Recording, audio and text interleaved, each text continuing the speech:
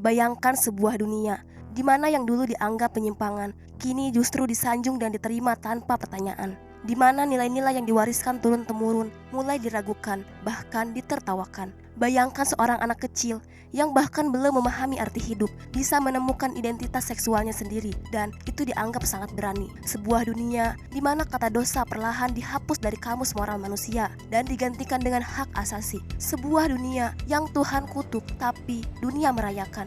Dunia yang dulu hanya kita bayangkan dalam fiksi distopia kini menjadi kenyataan. Dan sekarang, mari kita kupas lebih dalam. Inilah fenomena yang mengguncang nilai, norma, dan akal sehat.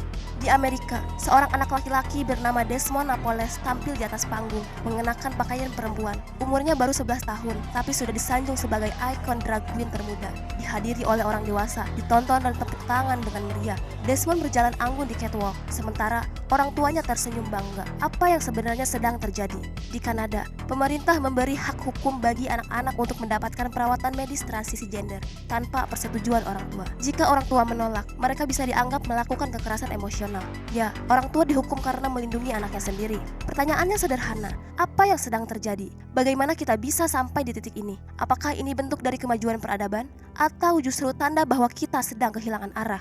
Mari kita tarik garis waktu ke belakang. Karena untuk memahami dunia hari ini, kita harus berani melihat ke masa lalu. Dulu, hubungan sesama jenis bukan hanya dianggap tabu, tapi juga bertentangan dengan nilai moral, agama, bahkan hukum negara. Namun sekarang, bendera pelangi dikibarkan di gedung-gedung pemerintah, parade LGBT menguasai jalanan kota, dan pesan-pesan keberagamaan seksual masuk ke ruang keluarga melalui televisi, kartun, dan media sosial. LGBT bukanlah konsep baru. Dalam sejarah, perilaku homoseksual memang sudah ada sejak ribuan tahun lalu, tapi hampir semua peradaban besar memandangnya sebagai penyimpangan. Di masa Babilonia, homoseksualitas dianggap melanggar kehendak dewa. Di Kekaisaran Romawi, meskipun praktik sesama jenis ada, tetap dikaitkan dengan degradasi moral. Contohnya, Kaisar Nero yang menikahi laki-laki muda dan tampil sebagai pengantin wanita. Ia dikenang bukan sebagai simbol keberagaman, tapi sebagai penguasa gila yang mempercepat runtuhnya Roma. Kemudian, filsuf Plato dalam karya The Laws menyebutkan bahwa hubungan sesama jenis bertentangan dengan tatanan sosial yang sehat.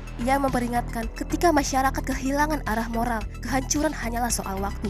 Di Yunani kuno, praktik homoseksual mungkin terjadi di kalangan elit, tapi tidak dijadikan norma dalam membina keluarga, karena mereka tahu keluarga yang kuat adalah negara yang kuat. Agama-agama besar dunia bahkan lebih tegas. Di dalam Islam, kisah Nabi Lut menjadi peringatan keras. Kaum Sodom tidak hanya ditolak tapi dihancurkan dari langit. Allah berfirman dalam Al-Quran, "Mengapa kamu mendatangi laki-laki di antara manusia dan meninggalkan pasangan yang diciptakan Tuhan untukmu?" Dalam kekristenan, kita berromak menyebut perilaku ini sebagai sesuatu yang memalukan dan melawan kodrat Tuhan. Dalam Hindu dan Buddha, ajaran tentang keselarasan dengan alam dan kodrat juga menekankan pentingnya hidup sesuai hukum alam. Kerajaan-kerajaan besar zaman dahulu tak pernah menjadikan LGBT sebagai norma. Di Nusantara, tidak semua satupun prasasti, kitab, atau warisan budaya yang merayakan penyimpangan seksual.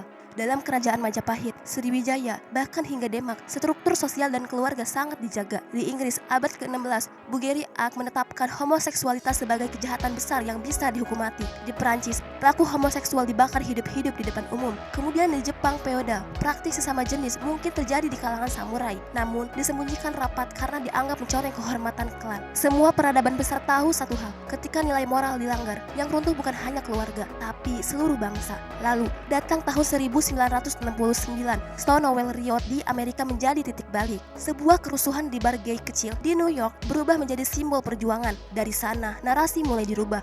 Apa yang dulu disebut dosa diubah menjadi perjuangan hak asasi. Tahun 1973, American Psychiatric Association menghapus homoseksual dari daftar gangguan mental. Bukan karena temuan ilmuah baru, tapi karena tekanan politik dan lobby. Dari sinilah semuanya dimulai. Kini, di beberapa negara Eropa dan Amerika Serikat, ada sebuah realita yang semakin terasa dekat. Menikah sesama jenis dianggap wajar. Anak-anak bahkan bisa mengubah jenis kelamin mereka sebelum paham arti dari identitas mereka sendiri.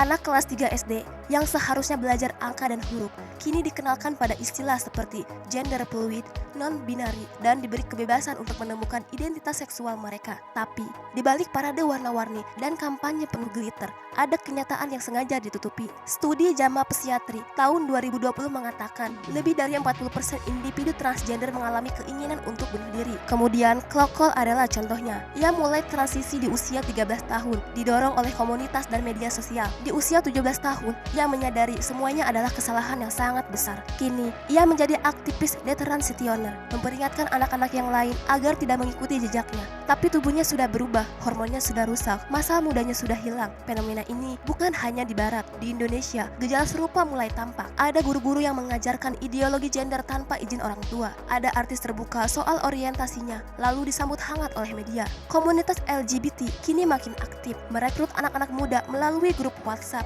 hingga TikTok. Mereka dijanjikan penerimaan dan kebebasan, tapi banyak yang berakhir dengan penyesalan dan luka jiwa. Ini bukan tentang benci, ini tentang peduli. Karena cinta sejati bukan membiarkan orang tersesat, tapi menunjukkan jalan yang benar. Filsuf Inggris Chesterton pernah berkata, ketika orang berhenti percaya pada Tuhan, bukan berarti mereka tak percaya apapun, mereka akan percaya apa saja.